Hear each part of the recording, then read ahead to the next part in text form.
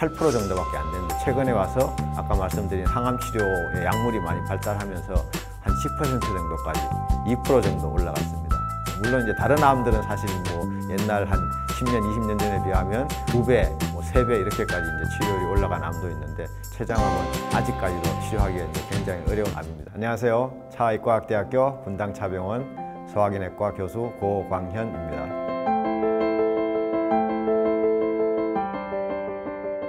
췌장암은 선진국에서 증가하는 추세에 있는 암으로서 우리나라도 선진국화되면 최근에 많이 증가하고 있습니다. 췌장암을 진단하는 방법에는 한 크게 3가지 정도 이제 방법이 있습니다. 첫 번째는 제일 많이 하시는 CT라고 컴퓨터 단층 촬영이고요. 두 번째는 MRI 검사 방법, 세 번째는 내시경 초음파 검사가 있습니다. CT는 이제 여러분들이 흔히 이제 아시는 이제 검사 방법이죠. 배가 아파서 응급실에 가시게 되면 처음으로 하는 검사 방법이 대부분 이제 CT 검사이고요.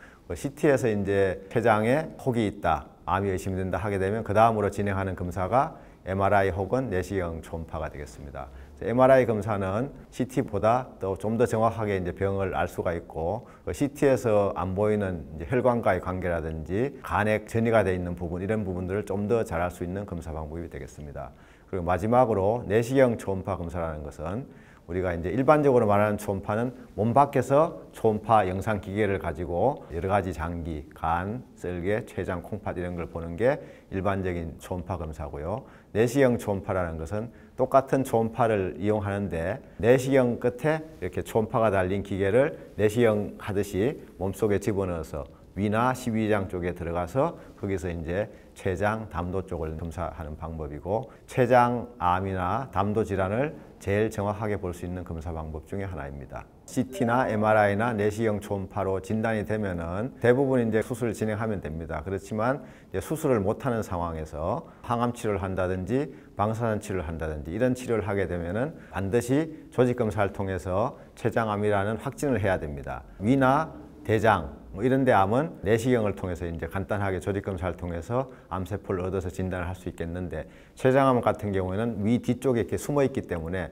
일반적인 그런 검사로 알 수가 없고, 그냥 몸 밖에서 하는 조직 검사로도 바늘로 찔러서 하기도 어렵습니다. 이런 경우에 아까 이제 설명드렸던 내시경 초음파 기계를 통해서 내시경 초음파로 위에서 췌장암이 있는 부위까지 접근을 하고, 거기에 내시경 속으로 들어가는 바늘을 집어넣어서 그 바늘을 통해서 조직을 얻어서 조직 검사를 통해서 췌장암을 확진하게 됩니다.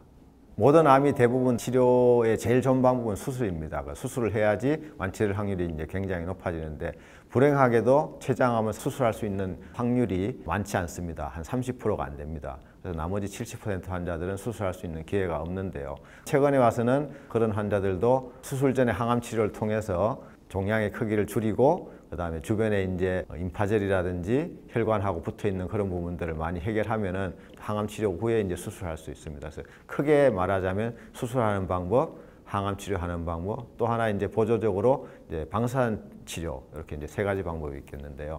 수술 치료는 아까 처음에 말씀드린 대로 처음에 진단받아서 오시는 분의 30% 정도만 수술이 가능하고, 또 이제 수술을 한다 하더라도 그 중에서 완치까지 이르는 분은 그 중에서 3분의 1 정도밖에 안 됩니다. 지금까지 한 30년 동안 췌장암의 5년 생존율, 저희가 말하면 이제 완치율이죠. 그게 8% 정도밖에 안 되는데, 최근에 와서 아까 말씀드린 항암 치료의 약물이 많이 발달하면서 한 10% 정도까지 2% 정도 올라갔습니다. 물론 이제 다른 암들은 사실 뭐 옛날 한 10년, 20년 전에 비하면 2배, 뭐 3배 이렇게까지 이제 치료율이 올라간 암도 있는데, 췌장암은 아직까지도 치료하기가 이제 굉장히 어려운 암입니다. 하지만 앞으로 이제 점점 더 좋은 약물이 나오면서 치료율이 더 좋아질 걸로 기대하고 있습니다.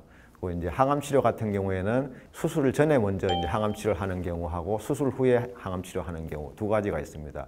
수술 전에 하는 항암 치료는 아까 말씀드린 대로 이제 암이 주변 이제 혈관하고 닿아 있다든지 임파젤에 가 있다든지 그런 조건이 있는 경우에는 항암 치료를 통해서 그런 부분들을 해결해 놓고 수술을 하고, 또 이제 수술이 끝나면 또 추가적인 항암 치료를 하게 되겠고요. 이제 수술을 못하는 환자들 같은 경우에는 최근에는 항암 치료 약물이 좋고 예전같이 부작용이 많지는 않기 때문에 나이가 많으신 분들도 이 항암 치료를 통해서 생명을 연장하고, 특히 이제 잘 아시는 대로 췌장암은 암에 의한 통증이 굉장히 심합니다. 그걸 더불어서 또 이제 식사 못 하시고 몸이 가라앉고 체중이 빠지고 그런 부분들을 항암 치료를 통해서 많이 극복할 수 있고 생명까지 연장할 수 있는 그런 방법이고요. 마지막으로 이제 방사선 치료는 단독으로 사실 하는 것보다는 되게 이제 항암 치료할 때 같이 하는 방법이 있고, 또한 항암 치료를 계속 하다가 더 이상 항암 치료가 하기 어려운 그런 상황이 되면은 방사선 치료를 하는 그런 방법을 통해서 췌장암에 대해서 이제 좀 치료를 할 수 있는 그런 3가지 정도 방법이 있겠습니다. 환자분이 저희 소화기내과에 오시면 저를 만나서 병에 대해서 진단을 하고, 수술하게 되면 수술하는 외과로 가고, 그 다음에 항암 치료하면 항암 치료하는 교수님, 그 다음에 이제 방사선 치료하면 방사선 치료하는 교수님, 이렇게 이제 가는 시스템으로 우리나라는 현재 대부분은 되어 있습니다. 근데 저희 병원 같은 경우는 그런 환자들이 췌장암으로 진단받게 되면은 아까 말씀드린 그런 교수님들이 다 한 자리에 모여서 다학제 진료를 통해서 환자분의 자료를 가지고 논의를 하고, 저희가 병에 대해서 다 설명을 드리고, 앞으로 치료 방침, 그 다음에 치료 이후의 경과라든지 그런 걸 다 이제 설명드리는 그런 자리를 갖게 되겠습니다. 그렇게 하게 되면은 치료하는 진료진도 그 환자분한테 제일 적합한 가장 좋은 치료 방법을 선택할 수가 있고, 환자나 보호자 입장에서는 의사 한 명이 설명하는 것보다는 굉장한 신뢰감을 가지겠죠. 길어봐야 한 10분 이상 가기가 힘든데, 다학제 진료하는 경우에는 또 환자 한 분한테 여러 의사가 한 30분 시간을 할애해서 또 설명을 드리고 필요한 질문도 받고 부가 설명도 드리고 하는 그런 방법이 있어서, 최근에 이제 다른 병원에서 간암 환자에서 다학제 진료를 했을 경우에 다학제 진료를 하지 않은 경우하고 비교해서 암에 대한 치료율을 비교해서 봤을 때 한 50% 정도 치료율이 증가한 걸로 보고가 되고 있고, 저희도 지금 담도암에 대해서 다학제 진료 전과 후에 어느 정도 치료율의 변화가 있는지 지금 연구를 진행 중에 있습니다.